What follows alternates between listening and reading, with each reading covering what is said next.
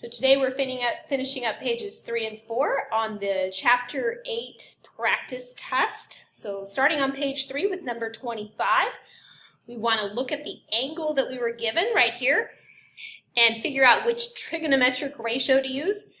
So over here, this x is opposite and the 12 is adjacent. So you figure out which trig function uses opposite and adjacent, which is tangent. So you're going to say the tangent of 26 degrees is equal to the x over the 12. In order to solve for x, you have to do the inverse operation of dividing by 12, which is multiplying by 12. So they cancel over here, and you have x equals 12 times the tangent of 26. So you want to make sure your calculator is in degree mode. And then you're going to use regular trig, and you're going to take 12, multiply it by the tangent of 26, hit the equal sign, and round to the nearest tenth. So right now we have 5.8, but there's a 5 next to it. So x should be 5.9. Numbers 27 through 32 says use inverse trig. The directions tell you use inverse trig functions to find the measure of the angle to the nearest degree. So for number 27, you're going to use the inverse, make sure it has the little -1 there, and then just type the decimal that they give you, 0.4540, hit the equal sign, round to the nearest degree. So right now it's 62, but there's a 9 after the decimal, so we round up to 63.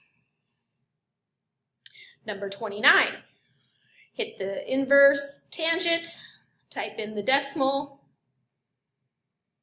hit the equals. Right now it's 56. There's a 0 next to it, so it stays 56. And then number 31, we're going to do inverse tangent of the decimal, hit equals. Right now we have a 7, but there's a 9 next to it, so it rounds up to 8. Jumping down to the next set of problems, numbers 33 through 38 says find the measure of each of the indicated angle to the nearest degree. Because we're finding the angle, we want to make sure we use inverse trig. So we start from the angle in question, which is right here. The 12 over here is the opposite, and the 47 over here is the hypotenuse. Opposite over hypotenuse is sine, so the sine of x is equal to 12 over 47. So to solve for that angle, we take the inverse of sine of 12 over 47, and we just type it into the calculator.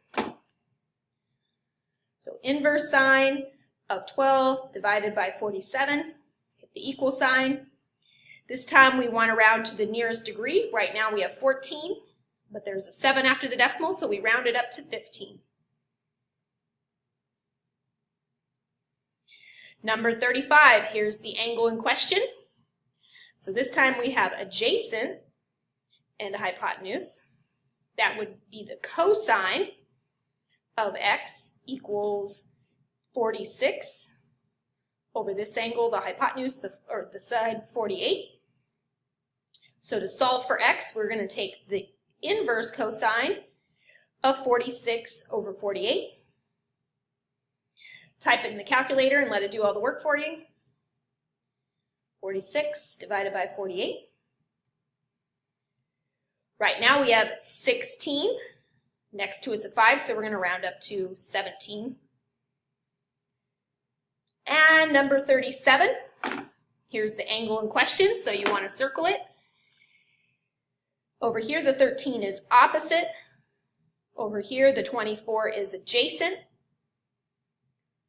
So tangent of x is equal to the 13 over the 24. So to solve for that angle, we're going to say inverse of 13 over 24. Type it in the calculator that way. What do we got? Let's see.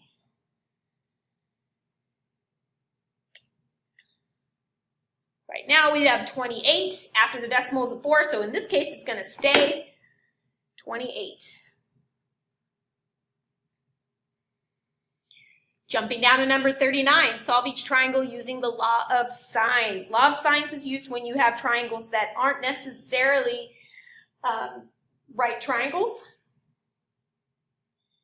And if you're asked to solve each triangle, that means you need all three angles and all three sides in order for it to be complete. So right now I know two of the angles. I can take those two and subtract 30 and 64 from 180. And that gives me 86 degrees. So I'm just going to fill that in there, right there on my triangle. And then I need to solve for two more of the sides. I've got one side and I need this side and this side. So I'll call this one X and I'll call this one Y.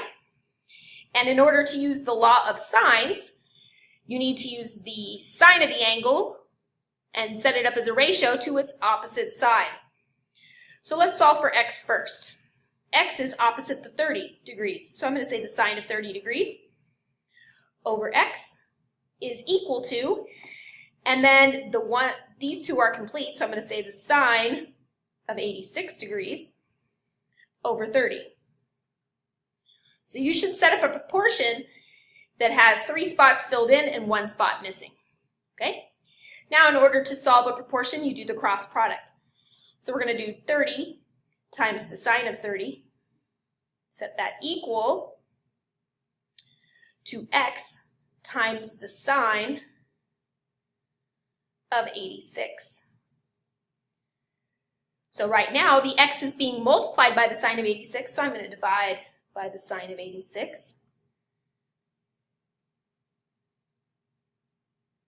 So they cancel over here, and so now I can just solve for X by typing this in the calculator. Type in carefully because how you type it in could mess it up. Okay, so you want to do the 30 times the sine of 30. Make sure you close parentheses and then divide that by the sine of 86. And we get 15. We want to round to the nearest tenth. Right now there's a 0, so 15.0. That's this side over here, so side AC is 15 centimeters. Now we just need this side Y. So I can use the sine of 86 again, and its opposite side of 30, set that equal to the sine of 64 over its opposite side, which is Y. And do the cross product again. So I'm going to have Y times the sine of 86, set that equal to 30 times the sine of 64. The inverse operation of multiplying is dividing, so I'm going to divide both sides by the sine of 86. And let the calculator do the rest for me. So Y should be equal to, and then let's type it in, 30 sine of 64 divided by the sine of 86. And round it to the nearest tenth. I have 27.0. There's a 2 next to it, so just going to stay at 27. That means this side Y over here, which is AB, is equal to 27 centimeters. So we have calculated all 3 angles and all 3 sides.